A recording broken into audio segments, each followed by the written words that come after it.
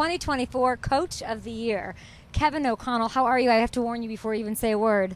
This is the family show. Yeah. Cannot drop F-bombs on the Up and Adams program. How about program. that? First of all, it's great to see you. You too. Second of all, man, that was tough. And I didn't even really, that's how bad it was. I didn't even know I did it in the moment. And then Jeff and John come up to me afterwards. Hey, just as a heads up, they may ask you about your language and the mic'd up. And that's what it's like during the game. And you're watching it and you're seeing things in real time. And I knew we had an explosive play coming if we could just not have a legal procedure penalty is what we had. I had to tell you, if there was a draft of coaches that would never drop an F-bomb in general or on air, you would be my number one overall. There we go. Well, so I can take that. I was delighted that happened. Did they not teach you this in broadcast boot camp with Nate Burleson back in the day? Come on. No, Nate said that's how you get ahead in the broadcasting world. You got to be edgy. You got to be edgy, and you got to have that one moment that goes viral, and then you're home free from there. Yeah. But no, my mom. Luckily, my mom and dad were at the game, so I didn't. They didn't even realize it till days later. But and all my kids were at the game, so all positive from a standpoint of the initial shock and awe of that. Yeah, I was with Liam Cohen, your friend, a couple of weeks ago, and he reminded me that we met, the three of us. Yep. In a Starbucks line in Tampa. That's right. And I said, who out of that Shanahan tree hit you up first with the most grief after your Duval viral moment? He did not mention you. No. You're a good guy. No. So I have to ask you, who out of the Shanahan, Mike or Kyle, who out of that tree hit you up after that F-bomb quickest? Nobody has, actually. Nobody? Yeah, nobody has yet. But I'm sure they're all plotting. I'll hear about it at some point, probably in a group setting, maybe the league meetings next year. They'll have something for me for sure. I got to tell you, I hope that this F-bomb, I like how you're treating it because I don't want it to deter you from being mic'd up. You're my favorite mic'd up coach. Oh. You are. It is delightful. It's like you care about the player so much. It is so obvious. I would, if I had to pick one coach to be mic'd up every week, it really would be you. I'm not just saying that. The difference is the problem was I was not calling plays at the time. That's fair. If I'm calling plays, I would be much calmer, much more just chatting with the quarterback back and forth, but I wasn't calling plays, so I was losing my mind as it was, and then that happened. So, lesson learned. Understood. Coach, I was asking everybody, how's this camp, how's it going? Everyone says the same. Your consistency is, when I look at you and if I had to put a trait to it, you are consistent with wins, how you carry yourself, the team, all of that. Is there anything that feels a little unique to this camp? I just think, the one thing I told our team was, I've had messaging into every year, right? 2022, everything was new. We're building a culture. We're trying to establish some footing to build something special upon. We win 13 games that year, and then we come back the next year after that season in year one not ending the way we wanted. We come back and deal with a ton of adversity, injuries to Kirk, injuries to Justin, among many, many others. And I felt like I was most proud maybe of that year than any year I've been the head coach, because the culture we built in year one was solidified because the results weren't going our way. It wasn't the way you draw it up, but what they had built in year one on the heels and on the backs of all those victories we had and winning the division was solidified, because now I knew we didn't need the result to be the organization we want to be. And then last year was the year of, at this very time last year, nobody thought we would win 6-7 games maybe. And we talked about just ignoring all of that noise. And I know every coach says that, but sometimes you've got to mean it if you're going to try to build a mentality to just win one football game at a time. And all these cliches that add up to another and another and another. If the players feel you in an authentic way and you are consistent, I think that matters. And so this year it's been about putting it all together. I think everybody we acquired to add to our team is here for a reason. They understand what they're walking into here and understand that this is a great place to play, and being a Minnesota Viking means something.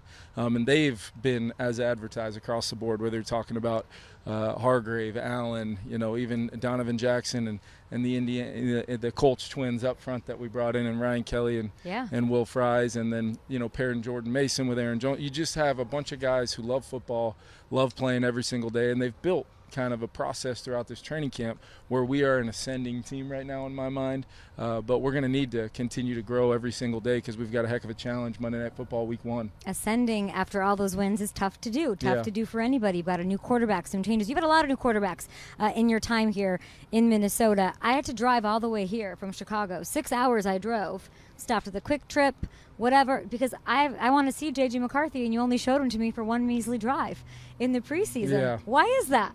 Well, I think, you just saw, the ones versus ones in kind of a scrimmage setting, just got almost 60 reps, and we got him the game experience in that first game, and then the joint practices, we got over, almost 70 reps in those 2 days versus the Patriots. So we got to see a lot of the things that you actually can see in these competitive environments. I think sometimes, the game experience is, there's nothing greater than that, but sometimes what we're trying to build, especially with JJ's kind of individual plan, some of those, kind of preseason looks that you get, and you're not exactly bringing your greatest hits to the game, and you're not game planning a whole lot, so you want him to have a feel for what it's really going to be like when you go play, and then how good can we be practicing in a game type of atmosphere. How good can we be? And we can generate some crowd noise, we can do some of those things, but can you walk into that huddle, command the huddle, make sure all 10 guys in the huddle with you are on the same page, and then can you just consistently go do your job at the quarterback position. We talk a lot about quarterbacks in general, but it's amazing when you really peel it back how many times if guys just go out there and take the right footwork, have their eyes in the right spots, try to take equity at completions and then take the big ones when they're there. They come out of the game, some of the performances that I've seen either from Kirk or even Sam last year, they come out and they're like, man, it didn't really feel like I had to do a whole lot. Interesting. And that's what we're trying to build. But at the same time, you got to practice those weighty downs as much as possible, the third downs, the red zone, the 2-minute. And you got to have as many game situations. And I'll tell you what, there's not a better defense to go against every single day than the one we go against, both schematically and then personnel-wise. I mean, that's a very, very tough group to practice against every day. But by design, that's what we want, to build our team to be what we want when we play somebody else. How much will we see him game 3, all that considered? You know what, we're still working through kind of what exactly he needs. Coming off of a lot of reps today, we'll see if it is justified to try to get him out there for a few snaps. But I feel like he's in a great position right now. There's still so many things as we start, kind of edging towards game time and what that's going to look like with a real game plan, studying an opponent, albeit a new opponent with some new coordinators, and obviously Ben calling the plays, and then DA's one of the best in our league running that defense. So it's going to be a challenge. We're going to build up our entire team to have the best possible team, but most importantly, we've got some really tough decisions to make with our team. Getting down to 53 from this group is going to be maybe the biggest challenge we've had yet. How much of it just your decisions and how much you play him, which people are just fascinated by, being that he hasn't had reps in the NFL in games, how much that has to do with JJ being hurt? I know he's back, which we're excited about. Yeah. Him being out there, the Jordan, not having that, it's in my head, I'm like, doesn't he want to build chemistry? That's where my head goes. But he doesn't really have those receivers around him to throw to as much in these preseason games. Yeah, so and I think it's the group itself. Got right? it. Like, you wish if you could just book the fact that not only JJ but the other group that he's in there with, because to build continuity and consistency of that group, he needs to be in there with our first group. And it's just one of those things where we've kind of handled it differently. Totally. We plan training camp in a way where we feel pretty strongly about the way we handle our camp, and then ultimately look, whether you play 10 drives in the preseason or not, Monday Night Football to open the season is going to feel different regardless. So how do we build up in a way where we make it more about the inward thing of doing my job, being in total command of what we're asking of him, and then ultimately we're going to have to deal with the ebbs and flows of the season, and most importantly, I think, just grow every single day he gets. He's had a year to really absorb everything, and now he's hit the ground running from this year's off season through training camp.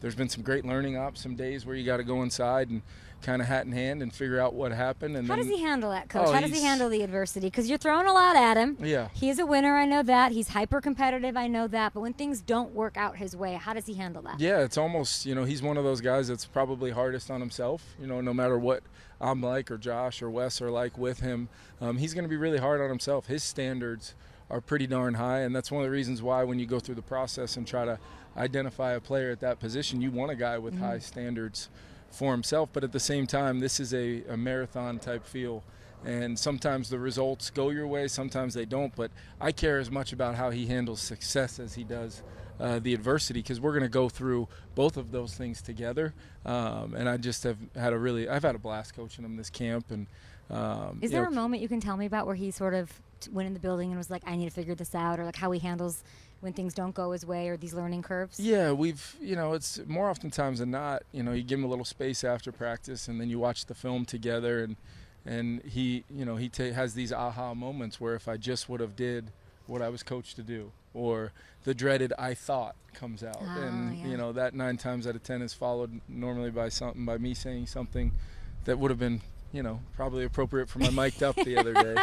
But ultimately, it's all healthy growth, the dialogue between us. I love being around him every day, and I think the best part has been watching his teammates. Really, he's got this energy that they gravitate towards, regardless of the outcome. Obviously, when it goes well, everybody's going to love being around the quarterback, but the real buildings in this league, they find a way to have belief, and then the energy and the enthusiasm to pick a guy up by their play. What are the other 10 guys doing to lift up that guy in the huddle, and then he'll do his job, and we'll be all right. You're talking about energy. Justin Jefferson, I imagine when he finally gets back on the field one day, things change quite a bit. We don't have to talk about that. But last time I talked to you, you informed me of a rule. You didn't even get to watch JJ's first pass to JJ. You didn't get to see it because there are some rules. I remember talking to you in your office, like, did you see that? I saw it on camera. You're like, no, I'm not allowed down there. How many passes have you seen from JJ McCarthy to Justin Jefferson? I've seen enough to know that Justin Jefferson is still the best receiver in the league, and I know number 9 likes throwing to him. So they put in a lot of work in the off seasons and even in the summer when they're on their own. They're meeting up at a high school somewhere locally here. He went down to Nashville to throw with TJ and Josh Oliver and some of our other receivers down there. So he was searching those guys out to try to get those reps as much as possible. But there's some players that can kind of transcend the volume of reps that you need with a guy, and number 18 is certainly one of them. You just don't. The reps almost don't matter. They're devalued a little bit, right? I was going to ask you, how are they building chemistry? What a dumb question. Their lockers are right next to each other. Their chemistry is. How would you describe the connection? I just think it's been cool to see Justin. Like I said, their lockers are right next to each other. They're constantly talking. And on the field when. Justin, although he hasn't, fully practiced in a long time since we started camp, he's been great out here every single day. He was right, behind me calling plays. He wants to know the why behind certain things sometimes, and he's taking it all in a way like a veteran player really should do at this point. And he's been, I challenged him I want to hear you every day. I want to see you every day.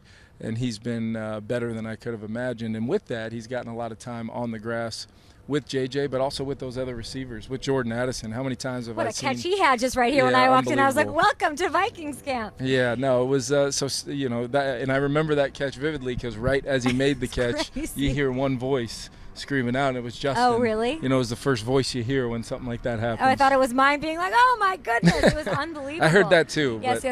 But it's not all. I mean, you've been very pass happy. I understand why.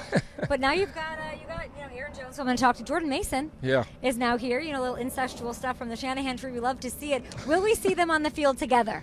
Yeah, no, we've got all kinds of fantasy people are gonna freak out. We've got all kinds of plans for those guys. There's a reason why we went and got Jordan to pair with Aaron. What a year Aaron had a year ago, kind of playing in every single football game, being such a part of our offense, and we're fortunate to have him back, and then to pair him with Jordan behind a group where you're thinking Christian Darrisaw and Brian O'Neill. They've been playing tackle here since I got here. We're so lucky to have those guys, and then to have Donovan Ryan, a veteran center, is always important for a young quarterback, and then to get Will Fries and have that group be able to get as many snaps as they've been able to get, even though a couple of those guys are coming back from some bumps and bruises from last year. But ultimately, we're going to be able to build something special, hopefully, offensively. It's a little 1A, 1B. What does this look like? Yeah, I think I'm going to leave the fantasy predictions to you. I would say both players will touch the ball a lot. How about that? I just want to know if they're going to be on the field at the same time. I wanted to ask you about your defense. There's only one football, though. That's fair. That's fair. And there's a lot of mouths to feed, too. We love everything about that. Speaking, are you thinking of bringing in a receiver? That's a huge question right now. Well, I think the big thing is through this time of Justin being out, we've been able to see some guys step up. Jalen Naylor is a guy that, with much less things talked about, Jordan Addison had a high ankle in the first game last year, and for the next 2.5 games, really, Speedy had to step into that role. Jalen Naylor had to step into that role, and I think he had 3 touchdowns during that time. He made some huge plays for us to help us go 3-0 to start that season. So he has experience stepping into a larger role early. We're going to continue to assess the guys that we have and absolutely look and see if there's a way we can make our team better that fits with the greater good and the big puzzle of putting together a 53-man roster. We have to continue to assess that, and Quace does a phenomenal job and his staff of making sure that we're going to have the best team that the Vikings can possibly have. You know what I want to see? What do you want to see? I want the local boy to come back.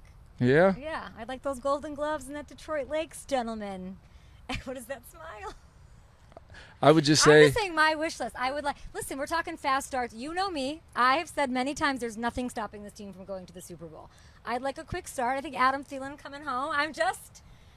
Your reaction to that. You're like the seething.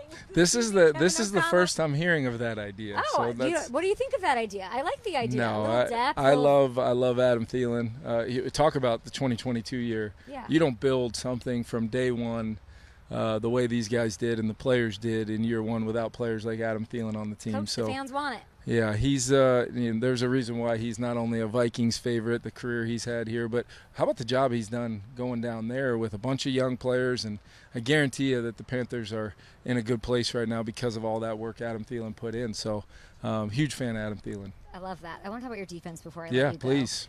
I feel like last time I talked to you, and it was a while ago, there was a lot of questions. We need to fix the secondary.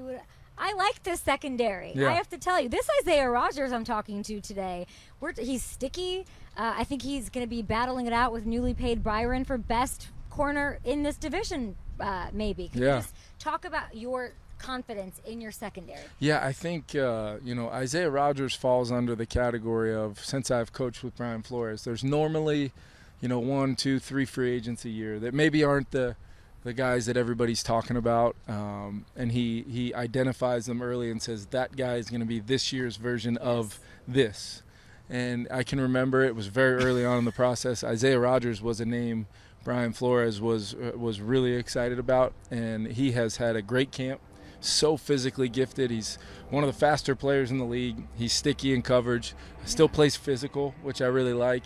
He's begging me to return kickoffs because I think he needs a certain amount of yards doing that I forget what the record would be for him. Maybe it's just a personal record. Cal, we got to look that up. But Byron Murphy, to get him back and what he's meant since we went out and acquired him a few years back. And then a guy that's had a great camp that I think is becoming a great story within our team of doing things the way you're coached, the way you're capable of as a former top 5 pick. Jeff Okudah is another guy that's been having a really, really good camp, and just can't wait to see that group when you combine them with Harrison Smith, Josh Metellus, Theo Jackson at the safety spot.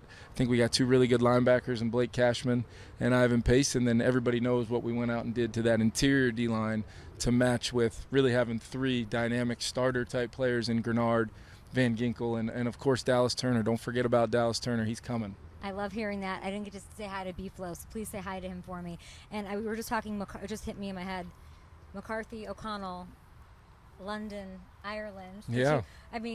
Justin Jefferson's going to be the biggest star since U2 to hit Ireland, I feel like. Can you talk to me a little bit about, I know it's too early, you're not even focused on it, but maybe even just your thoughts on those back-to-back first team to ever do it, right? Yeah, we've first team to ever do it, and cool. The way we've handled those trips, at least for the one game before, we've done it in 2022, and obviously last year versus the Jets, we've come back with a win both times. I rely on a lot of really smart people to help make sure we're doing things the best possible way so that the players can benefit from being at their best, hopefully when that ball gets kicked off. And then we'll stay there after that first game, have a tough challenge against Pittsburgh Steelers. Mike Tomlin is one of the people I look up to in this profession for what he is, his relationship with me, and how we've built that up over the years. But he's going to have his team ready to play fast and physical, and we're going to have to go out and play at our absolute best to have a chance to win that game. And then we'll stick around and spend a little time in London for the week and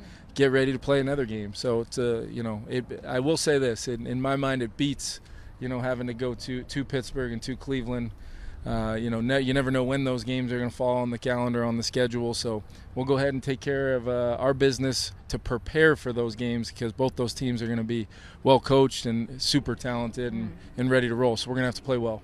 Isaiah Rodgers, you got it, Cal? He wants to. Don't steal him from your reason. 130 away from 2,000. That's what it is. He told me that the other day. How many weeks are going to go by until that happens? It could be a while. I told him that the other day. It could be a little time before he hits that number. I appreciate your time. I'm very excited for you. Do you know that you don't miss a? Look what I just did. I talked over. This is my profession, and I just said 19. You never misspeak. What is that? You never even stumble over a word, ever. What is that? Now I'm going to misspeak and stumble. You're trying to draw. I'm not. I actually think it's insane that you don't have. I would absolutely love to thank Nate Burleson. So the group I was with, I know for sure I was with Nate Burleson and Mike Robinson, who both have. And here I am as a guy with 12 career pass attempts, in a circle with these two guys, two now legends in the profession, and here I am. Maybe I didn't stumble over my words, but they certainly had a lot more success doing it than I did, because I'm here and they're there. But 2024 Coach of the Year, future Super Bowl champion, consistency, wins, double digits, it's all happening for you. Coach, I appreciate you. Thank you so much for hanging out. Appreciate you making the trip to come out and spend the day with us. Let's do it.